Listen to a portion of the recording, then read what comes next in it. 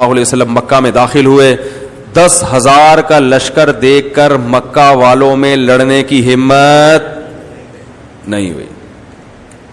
اب جب اتنا بڑا لشکر مکہ میں داخل ہوا تو مکہ والے ڈر گئے کہ اب تو ہماری خیر نہیں، اب تو کھوپڑیوں کے مینار بنیں گے، کیونکہ ہم نے ان کے ساتھ جو کچھ کیا ہے وہ ہمیں معلوم ہے. ایسے ظلم کیے تھے 13 سال مکہ میں.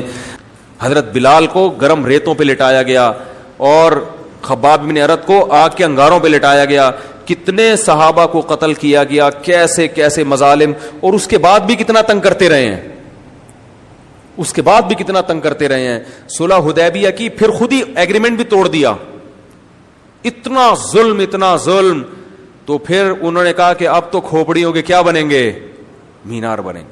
لیکن آپ صلی اللہ علیہ وسلم نے جاتے ہی اعلان کیا کہ آج میں تم سے وہی کہوں گا، تم مجھ سے کیا توقع رکھتے ہو.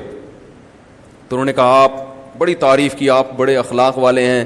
تو آپ نے فرمایا آج میں تم سے وہی کہوں گا جو یوسف علیہ السلام نے اپنے بھائیوں سے کہا تھا. بھائیوں نے ظلم کیا تھا نا، کیونکہ یہ تو سارے آپ کے رشتہ دار تھے نا، قبائل کے لوگ تھے. تو یوسف علیہ السلام نے کہا تھا لا تثریب علیکم اليوم، تم پر کوئی حرج نہیں ہے.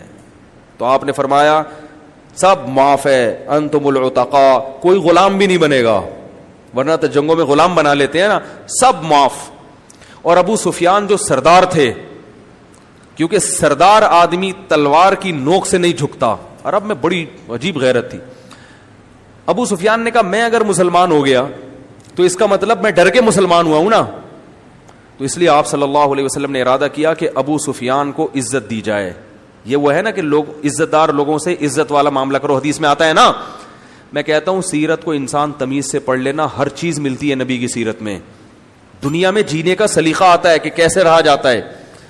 تو چونکہ عزت دار آدمی تھا تو عزت دار آدمی کو کیا چاہیے، عزت. تو آپ نے فرمایا ابھی مسلمان نہیں ہے. تو ابو سفیان نے اسلام بھی قبول کیا اور آپ نے ان کو پروٹوکول کیا دیا، فرمایا جو ابو سفیان کے گھر میں گھس جائے گا اس کو میری طرف سے پناہ ہے، اس کا خون کیا ہو گیا، معاف. تو یہ پروٹوکول دے رہے ہیں کس کو، حضرت ابو سفیان. حضرت ابو سفیان بھی مسلمان ہوئے. آپ کے بیٹے اکرمہ وہ بھی بڑے لڑاکا تھے، مسلمانوں سے بڑی دشمنی تھی، وہ نکل لیے. انہوں نے کہا میں اب یہاں رہنے کے قابل نہیں ہوں، کیا فائدہ ایسی ذلت کی زندگی. وہ مکہ چھوڑ کر بحری جہاز کے راستے سے فرار ہو رہے تھے کہ طوفان آ گیا. طوفان آیا نا، چاروں طرف سے موت. تو انہوں نے اللہ سے دعا مانگی، اللہ اگر تو نے مجھے زندگی دے دی تو میں محمد صلی اللہ علیہ وسلم کے پاس جا کر اسلام قبول کر لوں گا.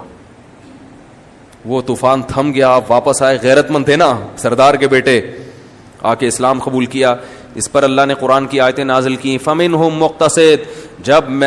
جب یہ سمندر میں ہوں اور طوفان گھیر لے تو یہ سب اللہ کو پکارتے ہیں، اس وقت اپنے بتوں کو بھول جاتے ہیں. تو حضرت اکرمہ بھی بھول گئے تھے بتوں کو، ٹھیک ہے نا، اللہ کو پکارا کہ اللہ تو ہمیں نجات دے دے تو ہم شکر گزار بنیں گے. اللہ فرماتے ہیں فَمِنْهُمْ مُقْتَصِدٌ، ان میں کچھ تو اپنے ایگریمنٹ پہ قائم رہتے ہیں اور اکثر لوگ ایگریمنٹ پہ قائم نہیں رہتے. بالکل ایسے جیسے وہ ایک آدمی نے لطیفہ سنایا کہ ایک آدمی جو ہے نا پانی میں ڈوب رہا تھا. لوگ منتیں مان لیتے ہیں نا، اللہ یہ کام ہو گیا تو یہ کریں گے، یہ کام ہو گیا تو یہ کریں گے. تو وہ ایک آدمی پانی میں دریا میں ڈوب رہا تھا. تو ڈوبتے ڈوبتے نا اب وہ اللہ سے دعائیں مانگ رہے، قبول نہیں ہو رہی. تو کسی نے کہا منت مان لے کہ غریبوں کو دیکھ کھلاؤں گا میں. تو وہ کنجوس آدمی کہاں منت مانتا ہے اتنے. اور آج کل منت بھی مانتے ہیں تو روزوں کی، نمازوں کی، صدقہ خیرات کی منتیں مارکیٹ سے شارٹ چل رہی ہیں. پہلے لوگ منتیں مانتے تھے صدقے کی کہ اللہ میرا مریض ٹھیک ہو گیا تو نے پیسے صدقہ کریں گے. اب لوگ کہتے ہیں پیسے تو بچا کے رکھو، نمازیں پڑھ لیں گے. تو پہلے زمانے میں منتیں پیسوں کی مانی جاتی تھی زیادہ تر. تو کسی نے کہا منت مان لے، ایک دیکھ غریب کو کھلاؤں گا. وہ مان نہیں رہا تھا. اس نے کہا جتنا بچا سکتے ہو پیسے بچاؤ، ہو سکتا ہے آخر میں طوفان تھم جائے. جب دیکھا کہ کوئی آپشن نہیں ہے بچنے کا تو اس نے کہا اے اللہ تو نے اگر مجھے اس دریا سے نکال لیا تو میں ایک دیکھ صدقہ کروں گا. ایک لہر آئی اور یہ دریا سے باہر، جیسے ہی باہر آیا کہہ رہے کیڑی دیکھ. دوسری لہر آئی واپس اندر، جیسے اندر کیا کہہ رہا بھائی میں پوچھ رہا تھا میٹھی کے کڑوی بریانی کھلانی ہے زردہ کھلانا ہے، اللہ تو بات سمجھتا بھی نہیں ہے. سمجھتا ہی نہیں ہے میں کیا کہہ رہا ہوں. کیسا ایک دم بیان. وہ ایک اور چٹکلا سنا دیتا ہوں یار, پھر بس بیان ختم. ہمارے حضرت ایک واقعہ سناتے تھے کہ ایک آدمی اللہ سے بار بار دعا مانگتا تھا, اللہ, جیسے لوگ تنگ آ جاتے ہیں نا زندگی سے, اس زندگی سے تو موت ہی بہتر ہے, ہوتا ہے نا ذرا ذرا سی پریشانیوں پر, اس زندگی سے تو موت ہی بہتر ہے.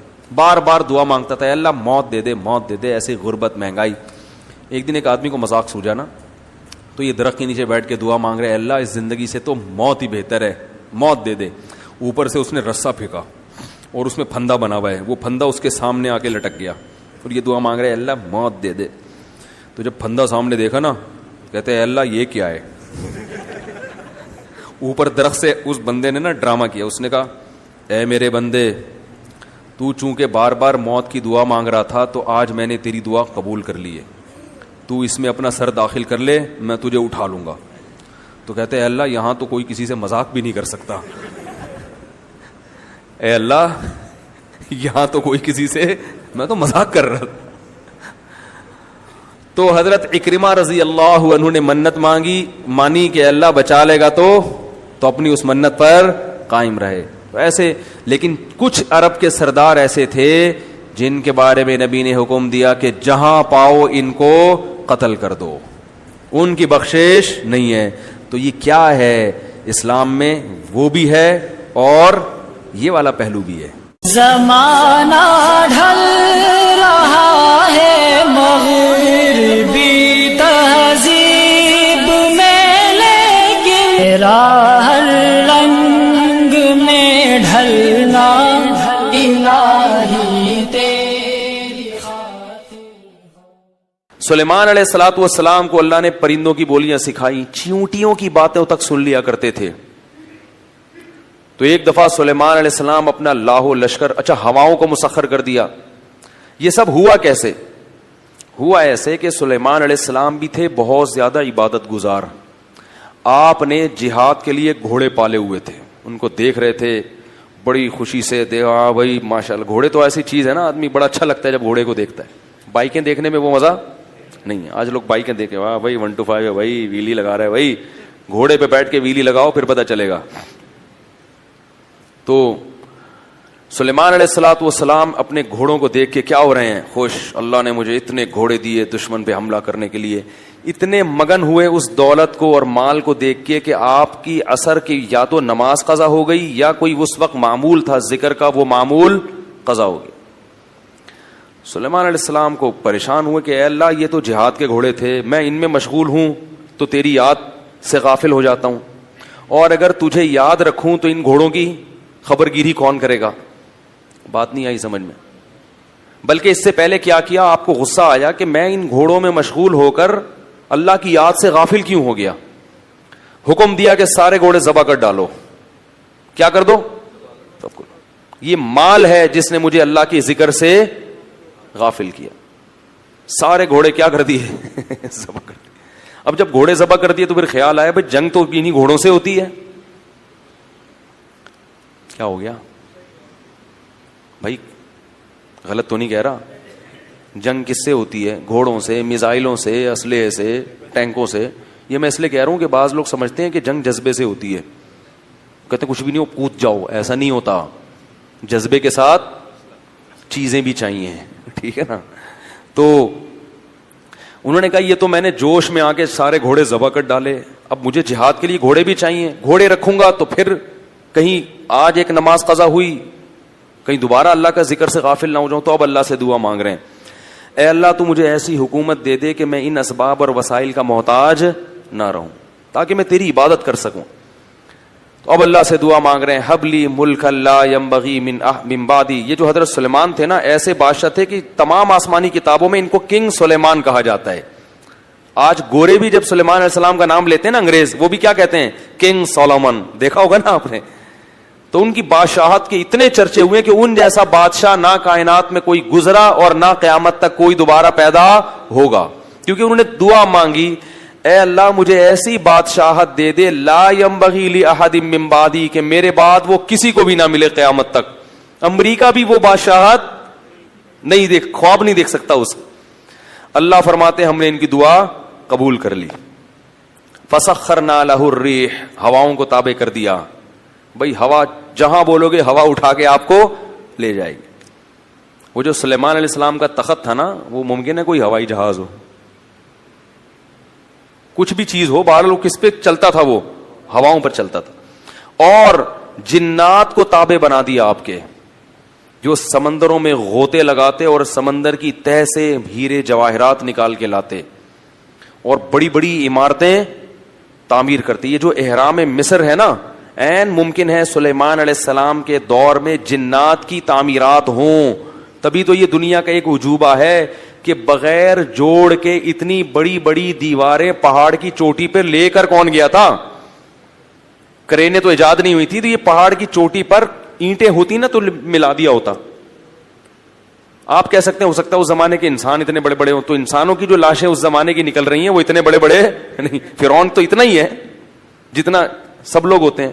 جو لاش ہے نا فرعون کی، تو عجوبہ اسی وجہ سے ہے کہ کوئی جوڑ نہیں ہے، کوئی اینٹیں نہیں ہیں، تو اتنی بڑی بڑی عمارتیں لے جا کے پہاڑوں کے رکھی کیسے؟ تو عین ممکن ہے، میں 100% نہیں کہہ رہا، لیکن عین ممکن ہے یہ انہی جنات کا کام ہو. جن تو جن ہے نا صحیح ہے نا.